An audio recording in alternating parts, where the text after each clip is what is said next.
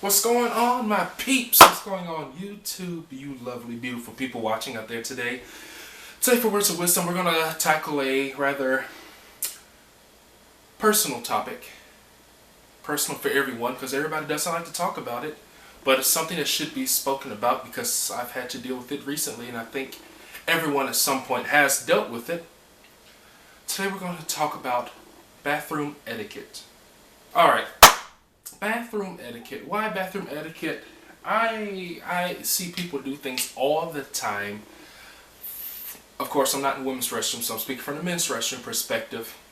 That you shouldn't, that your parents taught you not to do, your school teachers taught you not to do, your public figures, your religious leaders, everybody, best friends told you not to do. But people still do it. So we're just going to go down the list of things. Today's not going to be a regular 1, 2, 3 situation because there's some things that happen that y'all know what I'm talking about that people shouldn't be doing. Alright? First thing, I can't even number it. First thing, wash your hands. Wash your hands. It's something so simple to do. It's before you walk out the door. Sometimes the toilet's all the way over here. All you gotta do is go, pee, whatever. Wash. Door. How do you not think I'm gonna use the restroom? I'm gonna come, like you just came out of a stall and you just walk out. I remember I was in a Waffle House one time. I don't go to this Waffle House anymore. And the guy, like I'm sitting using the restroom, and the guy walks in, uses the restroom, says, "Hey, how you doing? Use the restroom," and walks out. And he was a cook. Reported, yes, sir. But like, what is that?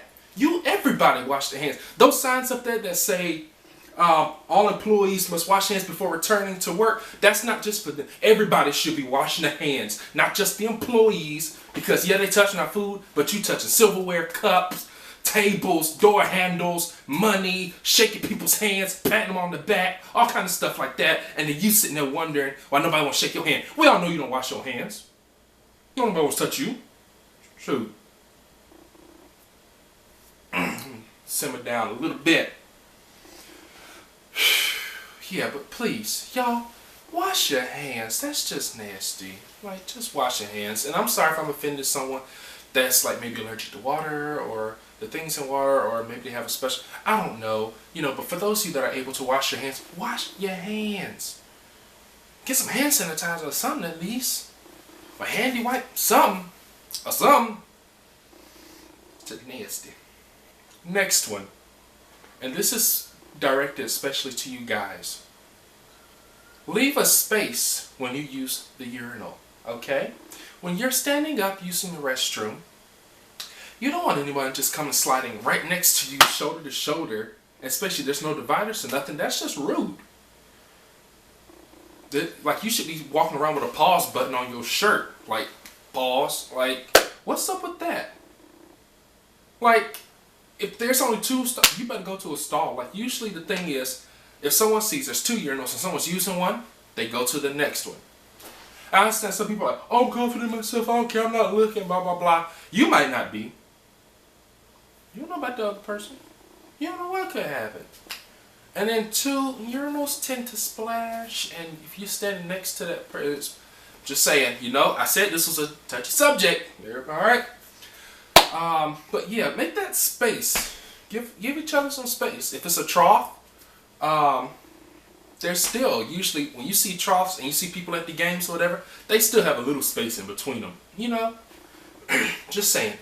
Share the bathroom. Share the stalls and everything. Give everybody the open chance to not feel uncomfortably stared at. You're sitting there wondering why everybody's taking so long to use the bathroom. Because they standing right next to each other, they scared to pee. I mean, they scared to go.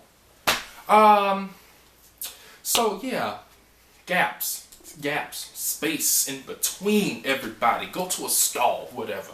Speaking of stalls, this leads me to another point. If you're going to a stall, please don't use the handicap stall. There's a reason it has that sign on it. It's a reason for them. Because it allows them enough room to do whatever they have to do. Some people have wheelchairs, some people have canes, crutches, whatever essential technology they may have. And if we're using it, then how are they able to do what they have to do appropriately? They don't have the appropriate space in the other stalls. Some don't. Some don't. You see how small some stalls are. You cannot fit a motorized wheelchair or scooter or anything like that in there. But you usually can fit a wheelchair or something in the disabled stalls, handicapped stalls. So leave it open. It's there for a reason. I know you might be like, oh, I'm going in real quick. No one's going to be there. If it's your last resort and everything else is taken up, I understand. But if you got the whole bathroom to yourself, come on. Come on. Come on. You know, that's there for a reason. For a good reason. It's not like they're trying to force segregation upon them. It's there for a pretty darn good reason. Okay?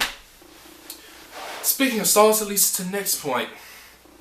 Don't act like you're not using the restroom when you're in the stall. Okay? Don't be ashamed. Well, I understand, I spent a whole thing growing up in high school, middle school, and elementary school. People always picking, oh, so-and-so was using the bathroom. Oh, I don't understand what was funny about that. You do it too. You do it at home. Your mama do it, your daddy do it, your great-grandma, everybody in the world do it. Your dog do it. Shut up. Like, I don't understand why people were picking on people about stuff like that. I really didn't. Because you know very well, because you catch them doing it, but did you pick on them? No. Some people, I'm getting off track. Anyway, people do the whole, we know you're not coughing up a lung in there. We know,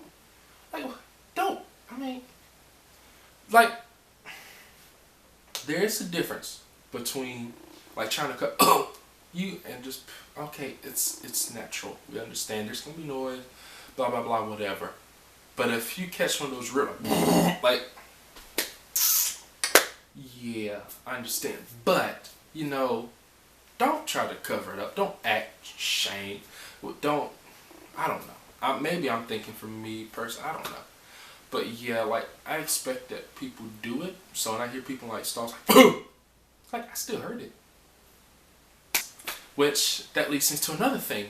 Courtesy flush. A courtesy flush never killed anybody.